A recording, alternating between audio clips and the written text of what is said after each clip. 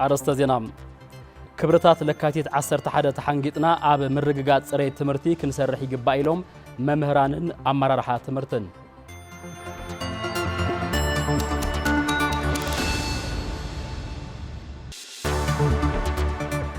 زكايدو سراحت عقبا حمد نماين وصيت يرخبوا لمهلاهم حرستوت وردا اندام مخون نغليصوم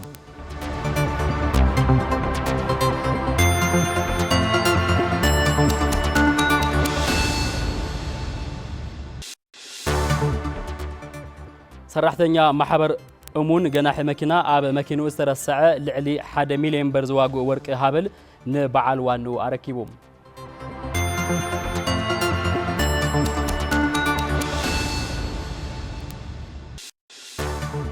سلام هميم سيكم زينا ساعات حد حزنا قريبنا لنا زينا بممرا حبيركم صنحا نحلفهم بملكت ቋንቋ ዓለም ፀሐይ ሓጎስ ካብ ዝመቀጻል በሐፀርቲ ዜና ኢና ክንጀምር መሳርሕትና ለዋም ገብረ ኪዳን ክተርዋያ ሓቢርና ንከታተል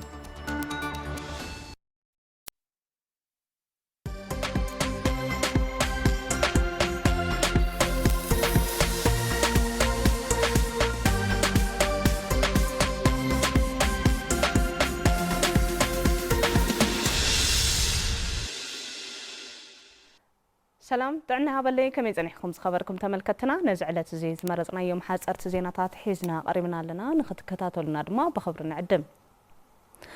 بمخنيات مبل 51 عمد صنبل 11 لكاتيت اب عدقرات نسلسته معلتات تصنح وفر عقبا حمد الماين يكايدالو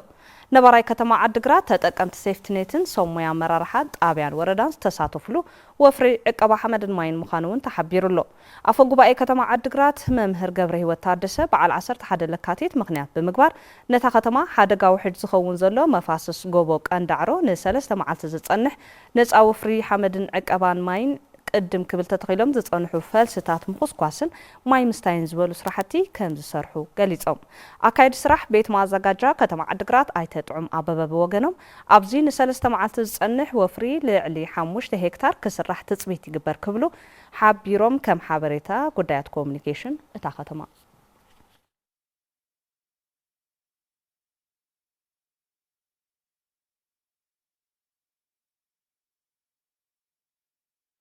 سرحتي من قد اسفالت وقرو نبلت بسترخبه وسون ندادي توسخ منصاف اسفالت خمس تخايده تغليصو سور كونستراكشن ابز حلفه سومن بستفلالي مخنياتات تزحاحيلو زصنحه سرحتي من قد اسفالت وقرو نبلت داغم ناب سرح كم زاتون زاغيد اب قروا اوان او وسن كبابي منصاف صلي اسفالت سرحتي كم زجمر محبار يفلط كومونيكيشن سور كونستراكشن كم زحبرو دما لكاتيت 4 2010 شمونتن عامه مرت بسترخبه وسن ندادي اب كبابي ابرها واصبها 1 كيلومتر نوحاس شفنه منقدي بعلي منصاف اسفالت جميرلو افسر كونستراكشن اكايد سراحه بروجكت انجينير برهانه ገብረ መድህን ኣብ ሰለጤኑ ክንድት ዝድለብ ዘይ ምዃኑ ሕብረተሰብ ዘልዕሎም ዘሎ ቅሬታታት ልክዕ ከም ዝኾነ ብምግላጽ ቀንዲ ምኽንያት ምንድን ጓያት እቲ ፕሮጀክት ግና ሕጽረት ነዳዲ ንዝሰርሖም ዘሎ ስራሕቲ ብእዋኑ ክፍሊት ዘይ ምፍጻምን ናይ ወሰን ምኽባር ወይ ድማ ካሕሳ ናይ ዘይ ምኽፋን ጸገም ምዃኑ ሓቢሮም እዞም ጸገማት እንተ ተፈቲሖም ግና ከምሱር ብግዜ የለን መንፈስ ንምስራሕ ድልው ከም ዝኾነ ገሊጾም ክብል ኮሙኒኬሽን ሱር ኮንስትራክሽን ጸብጺቡ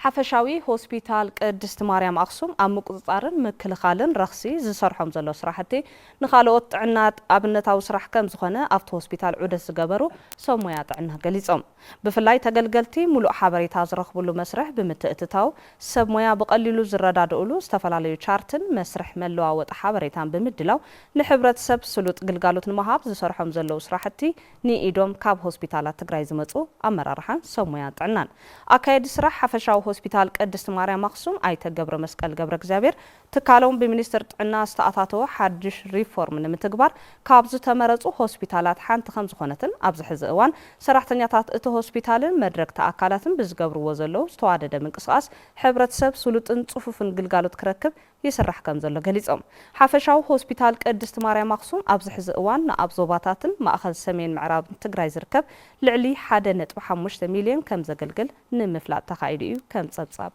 ፍስሓ መስገበ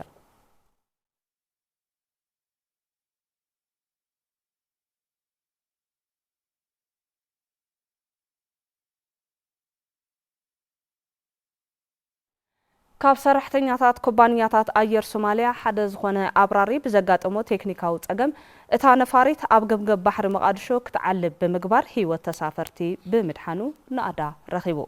ስታርስኪ አቪዬሽን ከም ዝገለጾ እቲ መራሒ ነፋሪት 50 ተጓዓዝትን 5 ኣባላት ሰራሕተኛታት በረራን ኣድሒኑ ኣሎ ኣብ መሬት ክዓልብ ፈቲኑ ብዘይምኽኣሉ ዕምቀት ኣብ ዘይብሉ ክፋል ማይ ከም ዝዓረፈ ዳይሬክተር እቲ መንገዲ ኣየር ገሊጹ ቢቢሲ ተወኪሳ ትዕግስቲ ሓድሽ ከም ዝፀበፀበትልና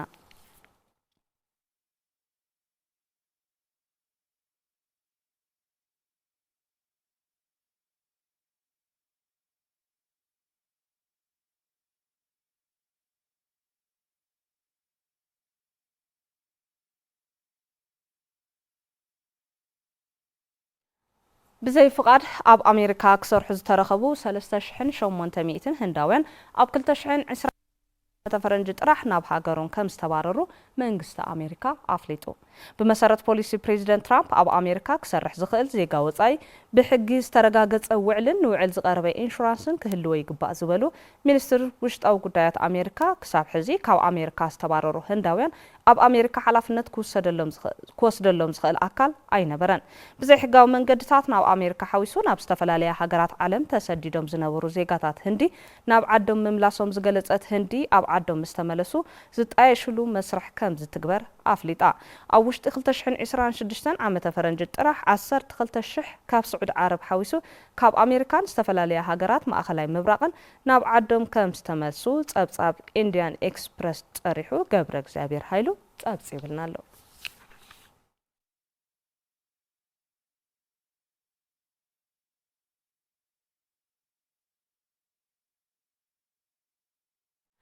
حصرت زيناتات ساعات زازيمنا لوام قبر كدان دما مساخم صنيحه زرزرنا بزغربلنا حابنكم تسكو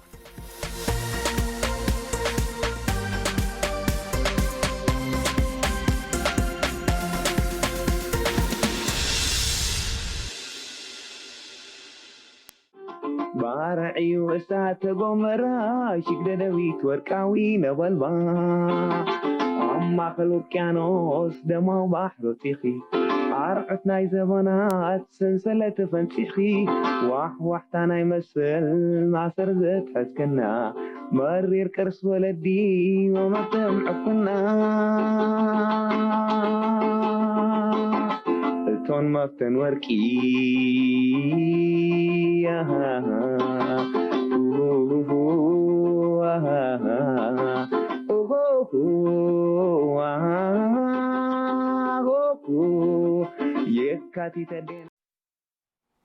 بزرزرنا بنريهم قدايات تنسجر بسالا لكاتيت 11 أب تجراي معوري سرعة تمرتي كم زخالة زرارنا يوم مهران جليسهم كبرتات لكاتيت 11 تحنجتنا أب مرجعات سرعة تمرتي كنسرح يجب أوني لهم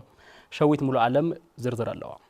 يكاتي تدينا رومت دقل قال ستباري حزب تግራይ ንዘመና ዝበፅሖ ዝነበረ ብሄራዊ ወፅዓ ጭቆናን ኣድልዎን ምሕውን ምድርባይ ካብ 1967 ዓመተ ምህረት ኣትሒዙ ን17 ዓመታት ብዘካይዶ ብረታዊ ቃልሲ ኣብ ስርዓት ትምህርቲ ዝነኣር ለውጢ ከም ዝመፀን ዝተምሃረ ወለዶ ክፍጠር ከም ዝኽኣልን ዘዘራርብናዮም ኣመራርሓ ትምህርትን መምሃራንን ይገልጹ ትምህርቲ ኣብ ትግራይ ቅድሚ ለካቲት 1967 ኣብ ትግራይ ዝነበረ ኣብያተ ትምህርቲ ውሕዳት ኣብ ከተማ أو كتامات مو دك هفتان ويدك مسافة زمهار لنا لذي معرنة ينورن زي وين دك تجري لذي تمهرتين كله بزبن كل زي جاب بزبن مسارة هذا علامات حنقيتنا برحبون رد دحرة عوض ما تمهرت بتجري أو كاب زنورة بلا كرمي هنا تابلقات منا لا دخلت شهر عتم إيتن أبي تمهرت بتجري تتخيلين مالت ولدتات بقان قومكم مهرو أكوايونكم مهرو لا تمهرت تقوم ترديهم هاجرهم كفوتيو زجبرت بفلاي دما ندق أنستيو فولي كبري الله ببوشتو أو يحلف لهم ناقوشة في دارجة قويت بيت مرتادنا نايو وانت فورز بهالساتلايت بهالبيت مرتاد تخوفي بسهلا لكاتيت 11 تولع برتاو قالسي استتخاله سرعات تمرتي بخلتشن 13 عام تمرت قبل الحزب تግራይ بستخايده جونوسايداو كوينات كعنو كم زخاله زغلصو زوم ممهران زعنو سرعات تمرتي ناب نور نمبلاسن علامات لكاتيت 11 اب شتون مبصحن صعري يدلي يبلوم تمهراي ون ያው ርዕሱ ተሰረቀሉ ናይ ትምህርቲ ድጌቱ ዝቀነሰሉ ግዜ እዩ ስለዚ ኩሉ ይግበአን ዝብል ኩሉ ኣብ ትምህርቲ ንተተምሃራይ ናብቲ ዝነበረ ግዜ ንኽምለስ ክረባረብ ኣለዎ ቤት ትምህርታት እውን እዚኣ ገጠም ከተማ ስለ ዝኾነ ጥራይ እምበር ገጠራት ቤት ትምህርታት ሙሉእ ዓኒነ ኣብ 21 ክፍለ ዘመን ሰብ ወንበር ኣብ እምኒ ዝመሃር ዘሎ ዳስና ተኸለ ማለት ስለዚ ደካት ስታሓደ እዚኣ ኸይርና ውሕስነት ናብ ሰላም ዝኾነ መንገዲ ተኸይሩ ተምሃሩ ብስርዓት ዝመሃርሉ ግዜ መጽእ ዓኒና ናበልካ ናቆዞምካ ምንባርተ ይኮንስ በታዘላት ካብተ ገነት ተመለስካ ሪቨርስ ዝገብር ቃልሲ ዝካየድ ዘሎ ማለት እዩ ለዘውዚ ናይ ሰፍሕ ዘለና ኢኮኖሚ ሽግር ኣለዎ ናይ ማተሪያል ሽግር ኣለዎ ናይ ገንዘብ ፀገም ኣሎ ግን ከ ብዓቕሚ ብዓርሰ ምርኮሳ መሰረት ጌርካ ማለት እዩ ሕብረተሰብ እውን ኣብያተ ትምህርቲ ዓቕሚ ዝፈቀዶ እናደጎመ ካብታ ዘላቶ ክብርታት ለካቲት 11 ብምሓዝ ፅሬት ትምህርቲ ኣብ ምርግጋፅን ታሪክ ህዝቢ ትግራይ ንናይ ሕዚ ወለዶ ኣብ ምሕላፍን መምሃራን ዝለዓለ ግደ ከም ዘለዎም ድማ የረድኡ መጀመርያ ናይ ዓዱ ጥቕሚ ናይ ያታቱ ዝተቃለስዎ ግደ ዕላማ ክፈልጥ እንዮ እዚ እንደገና መምህራን ጥራሕ ለይኾነ ካብ ኩሉ ማሕበረሰብ ወላዲ ክኾን ይኽእል ኣብ ዝኾነ ቦታ ዘሎ እዚ ተተምሃራይ ፈሊጡ ለፍቲ ዝነበርና ናይ መጀመርያ ክንምለስ ኩሉ እጃም ኮፍ ኣለዎ ይብል ናይ ትግራይ ቃልሲ እኮ ብዙሕ ምህርና ማለት ናይ 17 ዓመት ማለት ክስነድ እውን ተሰኒዱ እውን ኣርካ መፅሓፍ ኮይኑ እውን ኣብ ዝተፈላለየ ናይ ቤተ ንባባት ኣብ ካሊእ ናውዕልካ እውን ናተሰነደ ክኸይድ ወለዶ እውን ነንቅሖ ታሪኩ ክፈልጥ ክመራመር ከስተማቕሮ ነቲ ሓደ ሓደ ክፍተታት ድማ ከስተኻኽል ክንገብር ናትና ሓላፍነት ብፍላይ መምህራን ዝለዓለ ሓላፍነት ኣለና ህዝቢ ትግራይ አንጻር መግዛእትን ሓደጋ ህልውንኡን ዘካየዶ በረታዊ ቃልሲ ክዕወት ዝኽእል ብስጡም ሓድነቱ ምዃኑ ተጋደልትን ሽግወየንትን ወረዳ ሓሓይለ ገሊጾም ህዝቢ ትግራይ ብቃልሱ ዘረጋገጾም ዓወታትን ክብርታትን ንምቕጻል ዘጋጥምዎ ዘለው ብድሆታት ኣብቲ ዕጥቃዊ ቃልሲ ዝነበረ ተሞክሮ ተጠቂሙ ክሰግሮም ይግባእ ኢሎም ንዝርዝሩ ዳዊት መኮንን ህዝቢ ትግራይ አንጻር መግዛእትን ሓደጋ ህልውናን ዘካየዶ ብረታዊ ቃልሲ ብዋጋ ኣሽሓት ደቂ ህዝቢ ክዕወት ክኢሉ እዩ ዝበሉ ነበርቲ ወረዳ ሓሓይለ ከተማ ፈረስማይ መበገሲ እዚ ቃልሲ ደርባዊ ወፃን ጭቆናን ምዃኑ ይገልጹ ጭቆና እዩ ጭቆና ናይ ደቂ ኣንስትዮ ብፍላይ መርዝ ነይሩ ማዕረተን ደቂ ኣንስትዮ ተን ዓዲ ዘለዋን ተን በረኻ ዘለዋን እናተቃለስና ኣብዚ ወፂሑ ሕክምና ይብልና ቤት ትምህርቲ ይነበረና بقانقانا ينمهر ودي هفتام زمهرلا ودي دخاي يمهر بمتاي كمهر مريت دخا زي حرسلو نحنا دق دخاتاس زي نمهرلو نحنا ኣብ تحت ሰብ ንርገጸሉ ስለዝነበርና እዚ ወፃን ጭቆናን መሪሩ ኣና ከም ወልቀይ ተጋዳላይ ኮይነ ናፍቲ ምግዳል ተጸሚረ እቲ ቃልሲ ህዝቢ ትግራይ ዝተፈላለዩ ሓደጋታትን እንቅፋታትን ዋላ እኳ እንተጋጠምዎ ግን ድማ ስጡም ሓድነት ህዝብን መሪሕነትን ብምሓዝ ክዕወት ከም ዝኽኣለ እዞም ወገናት ይገልጹ ካብ ጸላእቱ ዝመፁ ነገራት ብዝኾነ ይኹን ነገር ይምክቶም እዩ ነይሩ ንኣብነት ድባደ ሸሞንተ ሓገዝቲ ታይ ነይሮም ወየንቲ ነይሮም ከራዊት ነይሮም ሽጎየንቲ ነይሮም ምሽጥራውነቱ ዕቁብ እዩ ክንዛ ኣብዚኣ ንያ ኣብዚኣ ተዘረበት ኣብዚኣ ተዘተየት ክትወፅ እንተኮይና እውን ብኣገባ በረትከላ ሓይልያ እያ ታይ ፈተናታት እዮም ዝገጥምዎ ነይሮም ኣውራጃውነት ከባቢያውነት ይገጥምዎን ካብኡ ከዓ ናብ ህዝቢ ይወርድ ምስ ህዝቢ ኮይኑ ይግምግም ኮንፈረንሳት የካይድ ዋዕላታት የካይድ ህዝቢ ከዓ ዝሓሸ መስመር ዝሓሸ መንገዲ ቦዚ እንተኸይድና ኢና ናተፈተና ናተቃለስና እናተወደና ሓድነትና እውን ሓደ ብምዃኑ ሓደ ብዚ ሓደ ፈላላይ እናተወደና ንተቃልስና መከታና ይጸናሕና ኢና ትግራይ ሓደ ዘይ ሕከኸ ምዑሉ ሓድነት እዩ ዝኾነ ትግራይ ተፈናቃል ክምልስ ተኾይኑ ግዛታዊ ሓድነቱ ክምልስ እንተኾይኑ ሓድነት ኣልዩ ህዝቢ ትግራይ በቃልሱ ንዓመታት ረብሕኡ እንተረጋግጽ ብውሽጥን ብደገን ንዝመጽዎ ዘለው ሓደጋታት ተዋሃይድካ ብምስራሕ ካብ 11 ለካቲት ተሞክሮ ክውሰድን መሪሕነት መገልጋላይነት ከጎናጸፍ ይግባእ ክብሉ እዞም ወገናት ገሊጾም መሬት ብሓደ ተመቒልና ምስቶም ደቂ ተባዕትዮ ስልጣን ብሓደ ረኺብና ወረዳ ክልል ተመረጹ ተመሪጽና ወረዳ ተመረጹ ተመሪጽና ጣብያን ተመረጹ ተመሪጽና ማዕረ ኮይና ህዝቢ ትግራይ ሽኻሉ ሒዙ ሕዝውን ኣብ ውሽጡ ዋላ ተፈላለየ ነገር ይሃሉ እዚ ዘዋፀና ካብ ጽባሕ ናውኩም ኢድናበለ ዘርድኦሉን ዝዛረበሉን እዩ ናተይነት ክስምዖ ኮይኑት ህዝቢ ናተይ ህዝቢ እዩ መገልገላይነት እውን ክስምዖ ኣለዎ መሪሕነት ከም ህዝቢ ክንናበብ ኣለና ናብ ንቡርና ክንምለስ ኣለና ህዝቢ ክስማዕ ኣለዎ ክድመፅ ኣለዎ ህዝቢ ትግራይ ንምውሓስ ግዝኣቱን መረጋጋጽ ህልውንኡን ዝገብሮ ቃልሲ ክብሩታቱ ዓቂቡ ከም መዋጽኦ ብምጥቃም ክኾን ድማ ጸዊዖም مبل 51 عامت لكايت 11 تنخبر وعلي بريتوريا ملئو كفصم سلاماو قالسنا بمحيال كخون يغبا إلوم نبرتي صباحا صعصع يقرتا نبرتي صباحا صعصع طابيا ماروام أصدا غبرانينا زواددتو ኢየሩሳሌም ገረመደን ከተቀርበያ ግዛው መዋፈሪ ኣብ ማርዋ ኣብ ዴማ መስሪትና حدار ورحي ودأت خبابي نعم تحساس نسغرلنا حدار أمس بصحنا نتمرر حواز نورون من نبي خد مقلعيو تغيرو كلت غانتاتات نيرانها مدو توعيون وصين زانتازي أبي شحنت شعت متنسسان شمونتن عم تمرت تجادل تهزباويان حرنة تجري كابد دبيت ناب ديما ماروا أبستنقص أصل أوان هزبي ديما ماروا مستجادل تزنورم ركبن نتقال تزنورم أبركتن وينتن شجوينتن ديما ماروا مستيليوجن تجري زنورم تعنحيت بخمزي قلت أموانيرم تجادل تبع دبيت تهلاو كلت تبع لا يمزي منا حاجة أجازي حاجة سيجو كي ديماس نوع أورينا ገንዘብ ክንስቲና አው ጸኒሕና እዮም ዝወራ ግን ተጋደልቱ ዝባሃሉ ኣብ ደደይ ዝባሃሉ አይተአለው ዝል እንተለይ ኮይኑ ንሕና ወርና ወጽና ወነን ኣብ ወረዳ ደርቢ ተለይ ኮይኑ ብረት ብሳይ ዝሕርሽ አይቱ 80 ዝሕሩ ምቁጣርና አነ 80 ወጽራ ታለይ ተብዲያ መጽዮም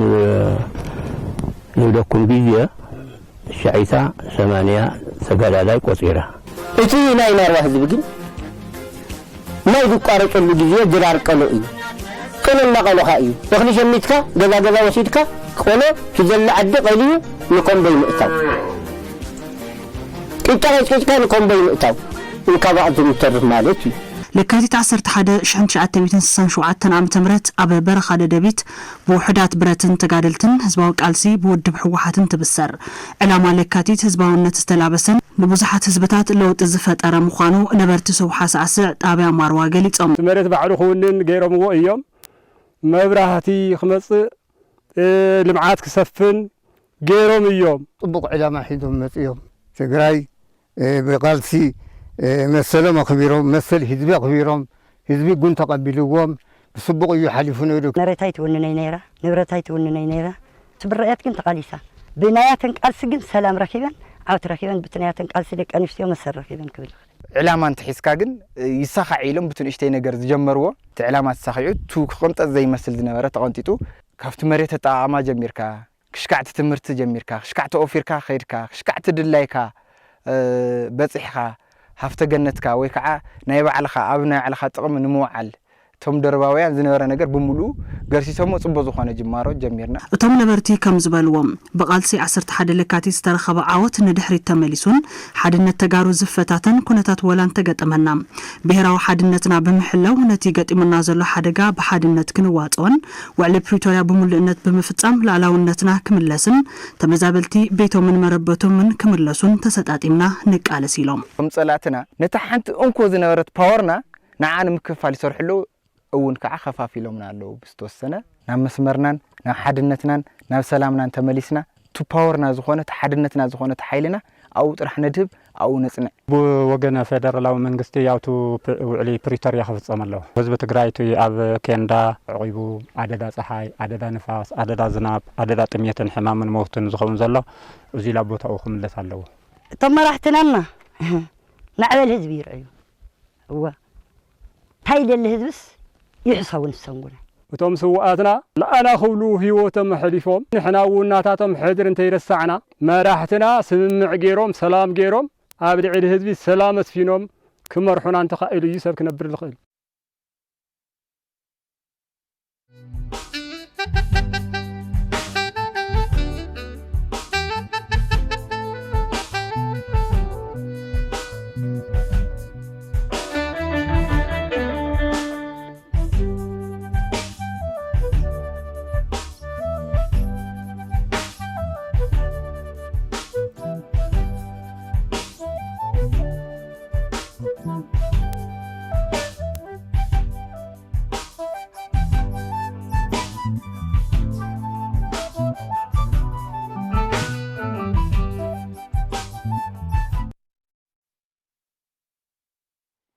زيناتنا نغطى اليوم ተዋዓልቲ ውዕሊ ፕሪቶሪያ ህይወት ተመዛበልቲ ምድሓን ቀዳምነት በመሃብ ክሰርሑ ኣብ መዕቆቢ 70 ካሬ ዝርከቡ ተመዛበልቲ ምዕራብ ትግራይ ገሊጾም ሸዊት ሙሉ ዓለም ተወሳኺ ኣለዎ ብሰንኪ ኣብ ልዕሊ ህዝቢ ትግራይ ዝተኻየደ ጆኖሳይዳዊ ኩናት ካብ መረበቶም ተመዛቢሎም ን5 ዓመታት ከበድቲ ጸገማት ይሕልፉ ከም ዘለው ኣብ ማእኸል መዕቆቢ 70 ካሬ ዝርከቡ ተመዛበልቲ ዞባ ምዕራብ ትግራይ ይገልጹ احنا المتمازالدي غحاتو ጭቃ ምሸተው ጭቃ ለይተው ጭቃ ንፋስ بالمصقطر ዝግዩን لما انت يطعنا لا تمهلل الحاضر الهوت كدحن اوزي زلنا حماقينا زلنا حزرخون زبقديدنا كاتي حزرخون حد قلعه 12 ساعات خوين كون عكيتوصنا الخ محلا يجديدنا زلو كفتي انزحلو انبر سبنا حل خاري نبر خوينو احنا كن كاقعن كفتن اما اقل ميدا ابدس بلاستيك سلنا حدر زلنا محلا يدقنا يجديدنا مس ليسن اسرن اب 70 كاري زنبر هزي نغهر مشتن كلت حدا نقبرنا نوع زلنا بتعمو زلو احكمنا ليو ايزبلع تواهبو ابزيا بمتن بسعن حكمنا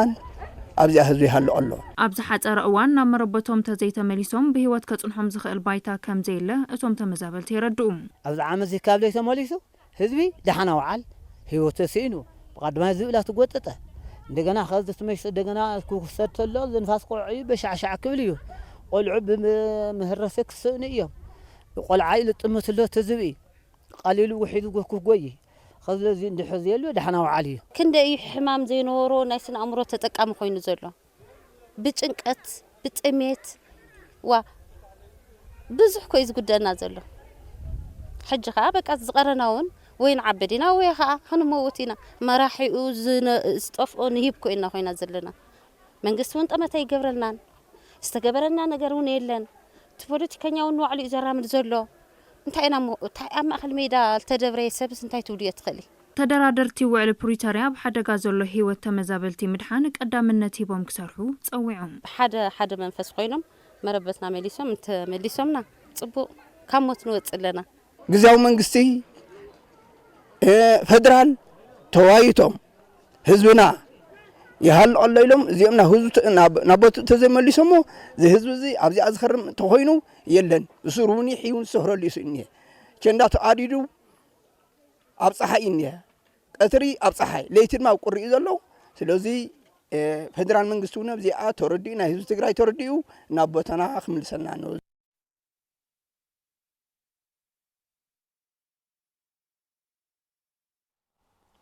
أوردا دامخوني قدم كبل بستسرح سرحتي عقبا هافتي تفطرو لعلي 95 هكتار مريت بمسنو كلمع كم زخاله من محدارتا وردا فليطو نصبصاب اسناق محمد قبر مسقل كيروس أبا وردان دامخوني تركب طابع صبت غوبن اصادفن زبزحاب مخانا يفطر بزنبره وحج مريتهم تبحقيغو أبا مفرينتهم ون صلوا يحدرلهم منبارو حرستت طابع ازخاخيرهم كوينجنا نعمتات يسالطو بزلو وفرعق حمد ماين وحجالو مفاس بمفطار مايكرس مدرخو قلبت يجبر كمزلون مفرينت كب اب مبالون رؤي بصحيت كمزلو تغنزيبهم يكايد ابزلو فريد تساتفوم يحيلو مهلاهم اتوب حرستوت يزاربو هنا غرفي تتقعينا ما يتتقعي نورو دحرت عقا حمل ما يوفري دكايد لنا يغن تمهرتو ون يوسخ سناموسنا فرياتون لا ببعمتو لوط لا مصيد خد بمقدامنا لوط لا مصيد خد تي بوتا بطعم صدافايو كرنا كرني حزقن بمئسارنا بعقا حمد ما يمئسارنا جن مفراينتنا بفلاي موسنا لا وصغيد حد كل حمدنا عقلنا ما ينعقلنا انا ما ينال له هاجر دا تقم نورو حمدنا لا تشرشر نورو بما يبوح يجي داخل نور خلاص قل ما ينال ينسددي حمدنا له بدن بالمعلنا انا مسنتاتنا معلنا قدنا قدني تي غرفي وحي توقع له تحمد تقحقحو تماين تحمد بمولو تراحزو ياو لا دخل عدي بتعمل خد نور حزي بلع البرسي بتجو بتي تخلد انه هو بوتا او كاي بولا قدونا سلد ورد لنا كن تمريت حرشاد انه لما حياو ياو لا بده حشيتوت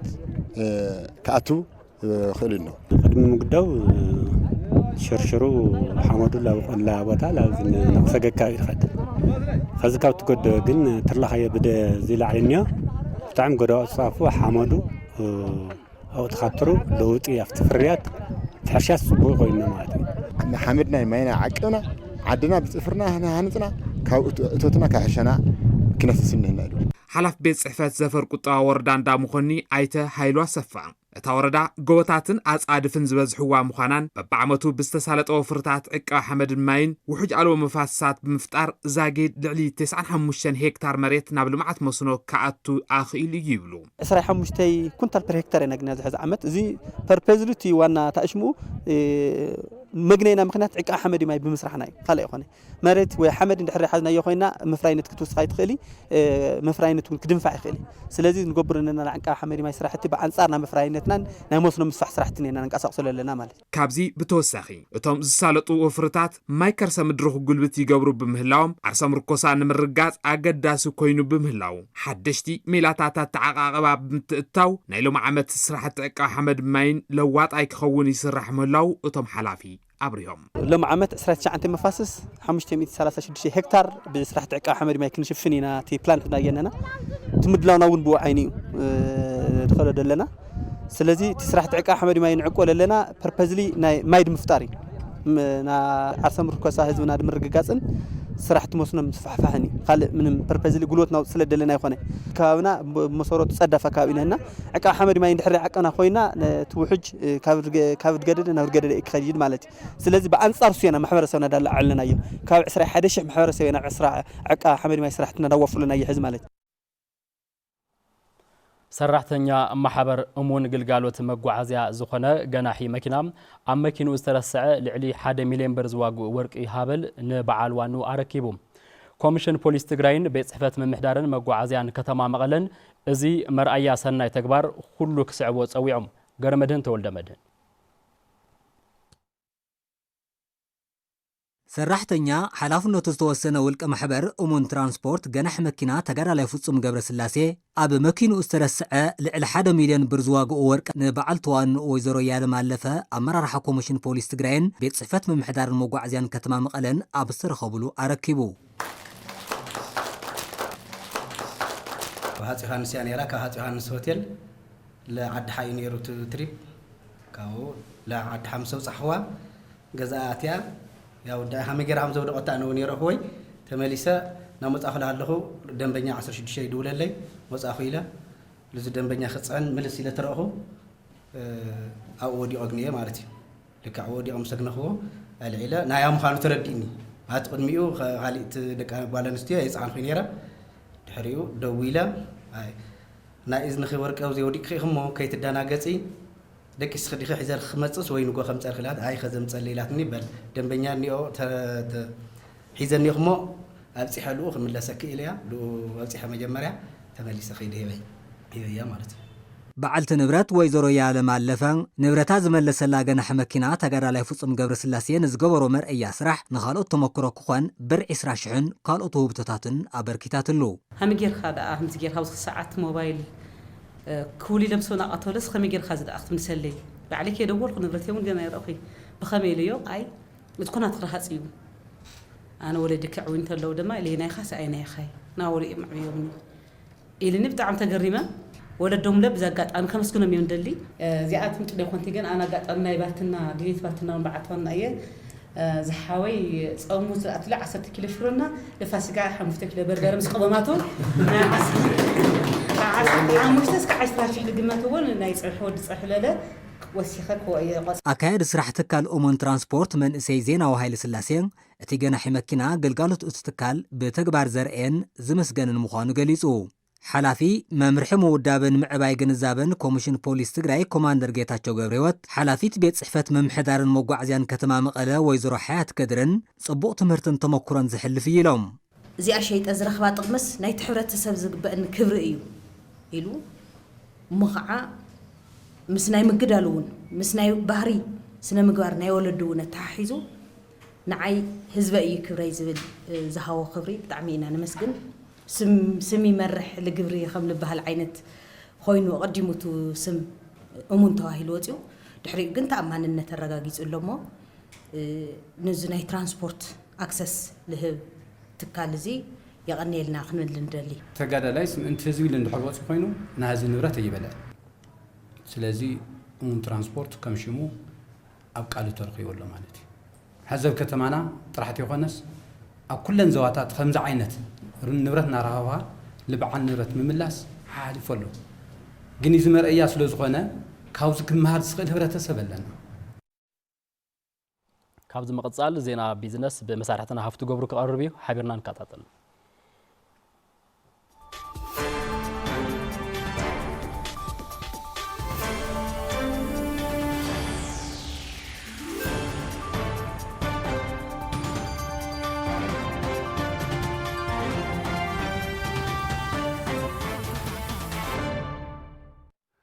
يمسجن حاون سلام طعنا هبلي زخوركم تملكتنا نزعلت زي زحرنا يوم زيناتات بيزنس حيزا قريبا لخون مكتالكم عديم فلمان زيناتات بيزنس سبونسرز قبرنا هورن أفريكا ريل استيت ملكتو تخطاتين خنملس ناي بيزنس زينا سبونسر هورن أفريكا ريل استيت أب كتما مغالا ننابراب زمتشو عين بوتا ماب كباب الدعرون نمنبري أبايتن نقدن زوعل بعل 15 دبر هنسا أم مسرح يركب أماراتي حيل إلكتريك جنراترز تقت أمدلم أتا أماماني مايكر سمدريم باركينج مخاين نمحوراوي قدايات زرلي بوتاتاتن زكاتتم درجة أمزحلو غزاوتي بعسرت 15 قد مكفلي تراي وننت منبري أبايتن نقدن يخونم هورن أفريكا ريل استيت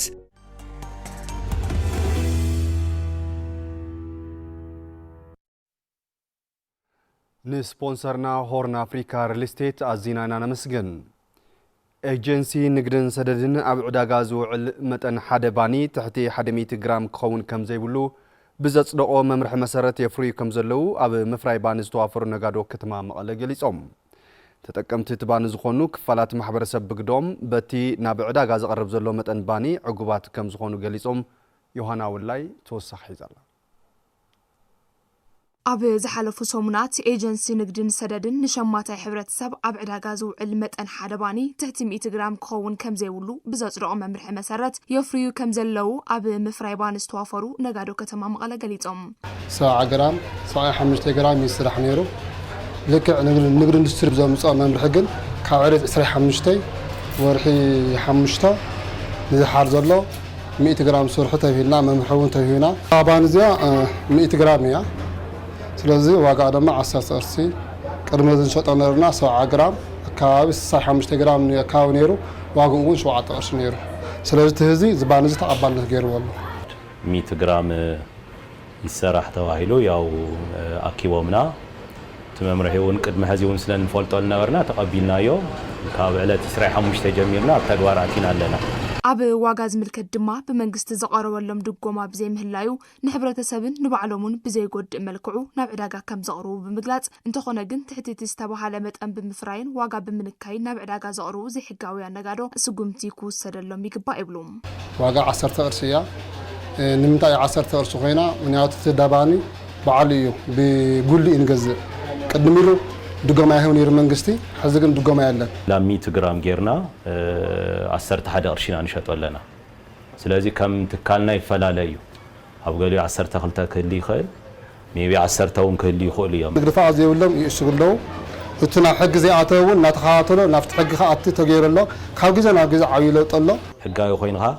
100 جرام حيسخا افتي 67 جرام لمرت خوينو ካብ ዕዳጋውን ተወፂኻ ተጠቀምቲ ትባነ ዝኾኑ ክፋላት ማሕበረሰብ ብግዲኦም በቲ ናብ ዕዳጋ ዝቐርብ ዘሎ መጠን ባኒ ዕጉባት ከም ዝኾኑ ይገልጹ መጠን ለላ ዝናይ መጀመርያ ነበር ልኾን ድርቕ ነገር ኢሉ ነይሩ ውሽጡ ሜቢ ኣይኖረይ ኾነ ብጣዕሚ ነገር ነይሩ ኣብዝና ኸ ዘሎ ግን ብጣዕሚ መጠን ወሲኽኒ ንሽተይ لسلاس يلو بدعمي عارف قدم زاختي ولا قلقن سلالينيرو ولا بانيلا أبلالينيرنا خازم 100 جرام حارفيو ولا قوتس خلاص بوباني سرح اللغاز تقدم 7 جرام بحال كون تحت نيري خاصهم تراجع بتقدر تراخز جن تلحشه صبغيو ولا توم تلغا ساتشت تلغا ادفانتج دي كاي قدم هزلنا رنا هزي طعم فلالاينيو ያውና ዋጋውን በሚያሽ ገረላ ና ግራም ደማ ጽበቀለ هزي 100 جرام 10 قرشينا نغزو ያው አኻሊ ዳባን ደማ እስከ 10 ተخلت خملሎ ያው حوريتاتات له ሰሚዕና ማለት እዩ ክኢላ ብቕዓት ንግዲ ክፍለ ከተማ ቀዳማይ ወያነ ኣይተ ገብረ እግዚአብሔር አብርሃም በቲ ዝወፀ መምርሒ መሰረት አባይታ ተግባራውነቱን ንምርግጋጽ ይቆጻጸሩ ከም ዘለውን ካፍቲ ዝተባሃለን ታሕቲን ዘፍር ትካል ድማ ስጉምቲ ወስዱ ከም ዘለው የረዱ ክልተ ግዜ ብክፍለ ከተማ ሓደ ግዜ ብዘዋን መድረኽ ካይናና ድሕሪ ምትእማን ናብ ተግባር ኣቲና ካብ 100 ዓቐብ ሓምዳ ሕጂ እኳ ዘረኣናያ 915 ግራም ሰሪሖም ዝቐርቡ ነጋዶ እንዳባኒ ያወርክና ኣለና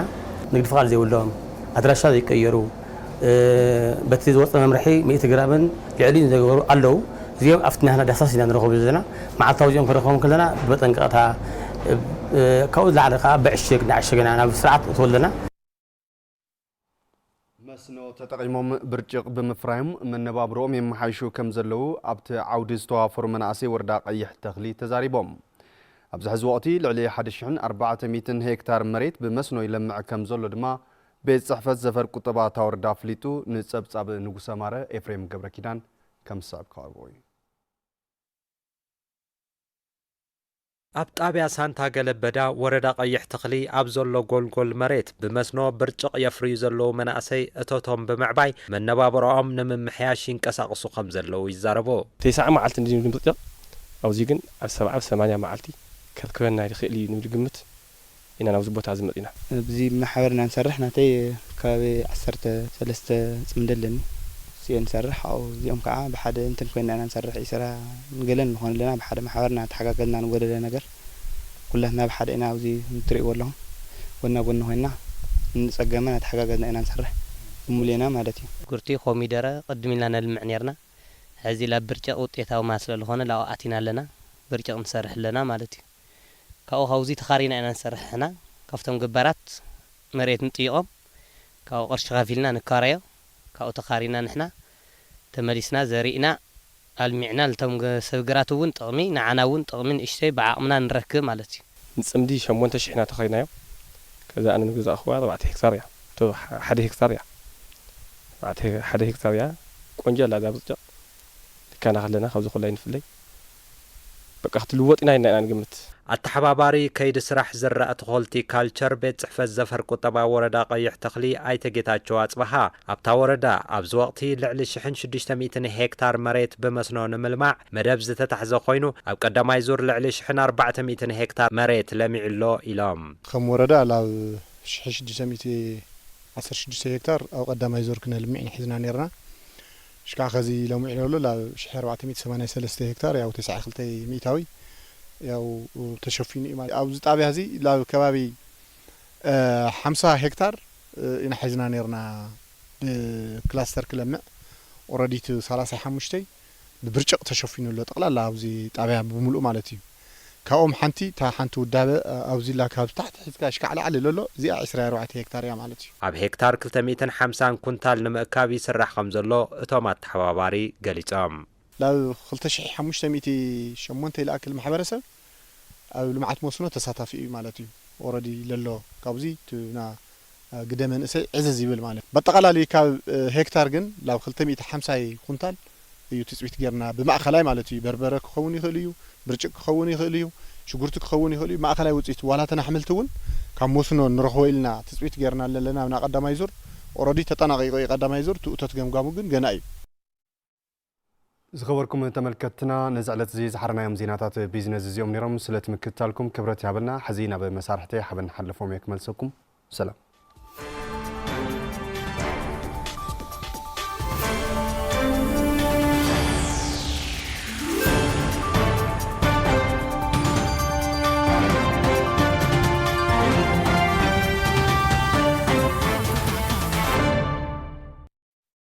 يغني هافتو ኣብ መወዳእታ ዜና ስፖርት ሒዙ መሳርሕትና ሓበን ካሕሳ ይጽበየና ኣሎ ሰናይ ምክታል ሰላም ጠና በለ ከመይ ጸንሑ ተኸታተልትና ሓበን እውን ይመስግን ዝተፈላለዩ ዜናታት ስፖርት ሒዛ ቀሪበ ኣለኹ ኣቀዲመን ምክታልኩም ዓዲመ ኣብ ከተማ አዳማ ይካየድ ኣብ ዘሎ ውድድር ምዘና ሰገናት ኢትዮጵያ ትግራይ በውድድራት አትሌቲክስ ከም ድማ ብሽክሌታ ዝተፈላለዩ ወርቅታት ረኺባላ بدك تبعتيو أبستسالة قدم تجري ميدالية ورق تركب كلات أمحران من محدار كتم مدريد عندما برور حسن رخيبنا لهم توددر 20 كيلومتر شفنا خوينو نترحقت المزام تقدادمتي 41.99 كيلومتر تጓይዞም አለው በደቂ አንስትዮ 10 ኪሎሜትር ኣብ ዝተሳለጠ ውድድር ድማ ተመሳሳሊ ትግራይ ወርቂ ክትረክብ ከላ ኦሮሚያን አዲስ አበባን ሜዳሊያታት ብሩርን ሓሰን ትዕወታ ተቀዳድምቲ ነትራቀት ንምሽፋን 35.56 ኪሎሜትር ዝወደለን ሰዓት እዩ ኣብ ብሽክሌታ ክሳብ ሕዚ ኣብ ዝተሳለጠ ውድድራት ትግራይ 4 ወርቅን 2 ብሩርን ብምርካብ ኣብ መምራሕ ትርከብ በአትሌቲክስ ኣብ ዝተሳለጠ ውድድር ድማ በደቂ በዲስከስ ውርወራ በደቂ አንስትዮ አትሌት ወይና ብርሃን ኤልሳ ገብረህይወትን ወርቅን ብሩርን ተዓዊተን በደቂ ተባዕትዮ ውድድር ዝላ ድማ አትሌት ግርማይ ካሕሳይ ነሐስ ረኺቡለት ውድድር ካብ ለካቲት 1 ክሳብ 8 ክካየድ እዩ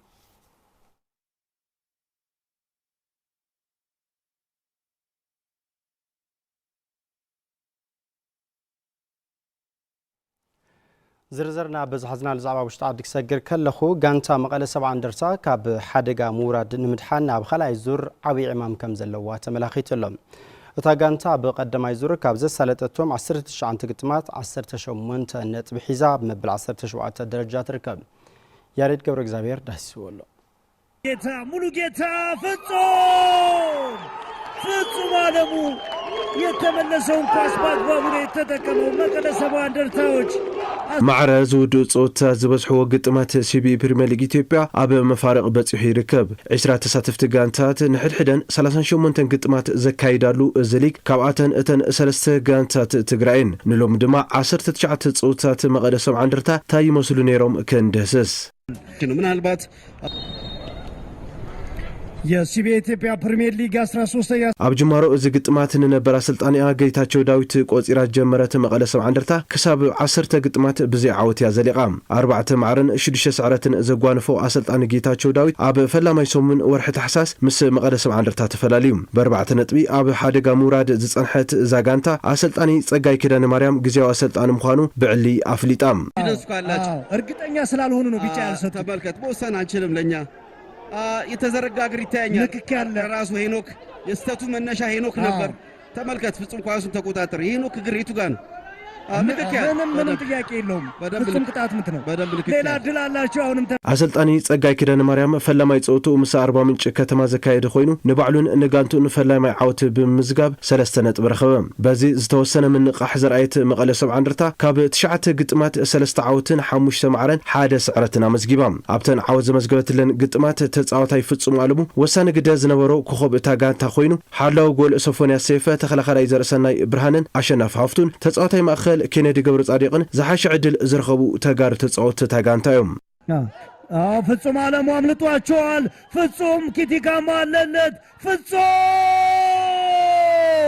ዛጊድ እቶም ፍርቂ ግጥማት ዝዓመት ዘካየደት ታጋንታ 18 ነጥቢ ሒዛ ዳርጋ ብማእኸላይ ካብ ሓደ ግጥም ሓንቲ ነጥቢያ ተዋህልል ዘላ እዚ ድማ ካብተን ታሕተወት 4 ዝወርዳ ጋንታት ሰሪዕዋ ዝርከብ ኮይኑ ኣብ ግጥማት ካልኣይ ዙር ፈታኒ ግዜ ይጽበያ ብጌታቸው ዳዊት እናተመርሐት ኣብ 10 ጸወታ 18 ጎል ዝኣተዋ መቐለ 70 እንደርታ ኣብ 19 ጸወታ 13 ጎል ዘእተወ መስመር ምጥቃዕ ጋንታ መቐለ 70 እንደርታ ሩኢ ለውጢ ከምጽእ ትጽቢት ዝግበረሉ ኮይኑ 22 ጎላት ዝኣተወ መስመር ምክልኻላ ድማ ኣዝዩ ቅልጡፍ መምሕያሽ اليوم اب سلطاني ጸጋይ ኪዳነ ማርያም اب 9 ግጥም 4 ጎል ጥራሕ ስለ ዝኣተዋ اب መስመር ምጥቃዕ ዘለዋ ድኹም እንቅስቃሴ ተመሓሻ ካብ ሓደጋ ምውራድ ምትራፋ ኣይክኸብዳን አሁንም አደገኛ ኳስ ተሻገረ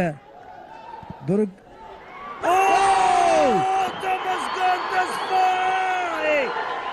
ተመስገን ተስፋዬ መቀሌዎች ሲለፉበት ያመሹትን አጋጣሚ ካልተጠበቀ ቦታ ከርቀት ካልተጠበቀ ተጫዋች እንዴት አይነት ያማረ ጎል ነው ተመስገን ተስፋዬ ቅዱስ ጊዮርጊሶች አሁንም ሌላ ቅስም ሰባሪ ያቻ ጎል ተቆጠረባቸው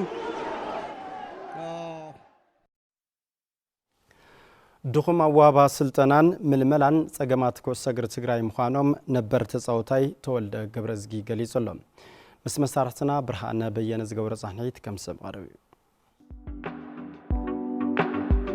ኣብ ከተማ መቐለ ተወሊዱ ዝዓበየ ነባር ስፖርተኛ ተወልደ ገብረዝጊ በ1972 ዓመተ ምህረት ኣብ ኣብያተ ትምህርቲ ሄይሉ ናብ ስፖርት ዝኣተወ ኮይኑ በተሽዑ እዋን ዓበይቲ ጋንታት ዝነበራ ከፍተኛ 1 ከፍተኛ 2 ዝበሃላ ጋንታት ተጻዊቱ እዩ ኣብቲ እዋን ዝነበረ ፍቕሪ ኩዕሶ እግሪ ዝነበሮ ንሕንሕን ካብ ሕልንኡ ከም ዘይጠፍእ ይዛረብ ልዛ ማልያ በቃ ከፍተኛ 1 ከፍተኛ 2 ና ኩሉ ተጫዋቲ ፉሊ ተጫዋቲ ነይሩ ውድድር እዩ ነይሩ ኮምፒቲሽን እዩ ነይሩ ሻይቱ ና ኸዚ ንእሽቶይ ካብኡ ናይ ኣደም ጽብቕለቱ ለካ ተለኹ ግን ካብ ታሕቲ ላብ ዓበየ ስለልኸድ እዩ ካብ ኤ ካብ ቢ ካብ ሲ ለዓበየ ደኸድ ላተነጸረ ላተመልመለ ኢልኸድና ኣድም ተጫዋቲ ኩዕሶ እግሪ ትግራይ በቲ ዝጀመሮ ናህርን ዕብየትን ከይስጉም እቲ ቀንዲ ጸገም ኮይኑ ዘሎ ስርዓቱ ዝሓለወ ከይዲ ኣወሃባ ስልጠናን ዘየቋርጽ ክትትልን ምልመላን ተጻወቲ ዘይምህላው ምዃኑ ይገልጽ ከይዓብል ገበረናማ በቃ ትክክለኛ አመራርጻ የለ በቃ ትክክለኛ ተጫዋታ እኮ እንደኒው ትግራይ ኣብ መቐለ ወላ 70 እንደርታ ስዋላ ወልዋለ ስዋላ ሽረስ ወኪሎም ክጫወቱ ዓወት ከምጽኡ ለኹሉ ተጫዋቶም ምልኦም ነው ግን ማንም ልሪኦም የለ በቃ ብምድላው በሓደ ሓደ ነገራት ይለሎ እና እዚ ጽቡቕ ጨዋታ ክመጽ እንድሕደልዩ ዞምቡ ጽቡቕ ተጫዋቶ እንድሕራትዮም ለይንዕወተሉ ነገር የለ ኣመርሕነት ይኮ ካብ ታሕተዋይ ላመልመልኻ መንእሰይ ኣና ኣሽተይ ቆልዑ እንድሕራት ይኸዮም ጽቡቕ ተጫዋቲ ለይፈርየሉ የለ ብኩዕሶ መርበብን ኩዕሶ እግርን ልዑል ክእለት ዝነበሮ ነባር ስፖርተኛ ተወልደ ገብረዝጊ ኩዕሶ እግሪ ትግራይ ከዓብን ናብ ዝሐሸ ደረጃ ክበጽሕን ኣብ ኣወሃባ ስልጠና ትኹረት ብምግባር ኣብ ናይ ውሽጢ ተጻወቲ ጠመተ ጌርካ ምስራሕ ይግባእ ይብል ዞም ለለው ተጫዋቶ ካብ ታሕቲ ላዕሊ ተጻርዮም ኣትዮም ክጫወቶም ለሎ ምግባር እዩ ኣብ መርሕነት ለለው እዚ እንድሕር ተገይሩ ለይንዓብየሉ ምኽንያት የለ ጎበዛት ዝበሃሉ ዞም ሰባት እዚኦም እንድሕላው ዝቡድን እዚኦም ኣትዮም ለይዕወቱ ልመልክዕ የለ ካብ ኣምሓራይ ተምፁ ካብ ግዛዕ ተምፁ ልብል ነገር የብልናይ ክመጽእ ክእሉ ዝተወሰኑ ግን ሞያ ለየብሎም እዮም ልመፁ ኣለዉ ገንዘብ መብልዒ በቃ ንዓዶም ተጫወቱስ ይርአዩ ይመልሙሉ ይዛተዩ ተሓሪእተዩ ከምዚ እንድሕር ገይሩ ለይዓብየሉ ልመልክዕ የለ ኣብ ኩዕሶ እግሪ ስነ ምግባርን ቡርተ ጻዕርን ከም ዘድሊ ዝገለጸ ነባር ስፖርተኛ ተወልደ ገብረዝጊ ተጋሩ ስፖርተኛታት ንሞይኦም ብልዑል ሞያዊ ጨዋነት ተገዛእቲ ክኾኑ ማዕድኡ ለጊሱ ሙሉእ በሙሉእ እንድሕር ላብዚኣ ለየብልኻ ለይትጫወተሉ መልክዕ የለ በቃ ለይምምሻ እዩ በቃ እዚ ቡድን ንሕና ነርና እኮ ኢና ኣይንፈልጦይ ከዚ ዋላ ገንዘብ ይብዛሕ እምበ ገንዘብ ናጋ ብልዓበኻ ሞያ ትገብሮ ኢኻ ከዚ ልዝዓድል ልዛ ማልያ ምእንቲ ፕሊስ ስነ ስርዓት ገይርኩም ተጫወቱ بدنب لممد جورو برتع جبزو لما لياهم العدهم تتجاتهم اللي بدأ سيل بالمدرسة لنا زينات سبورت زعت بزي في السام نمكتال هو مسكينة برخ زينات ناز يوم نيروم حبرتنا نحبر سباولوتي صنايك زين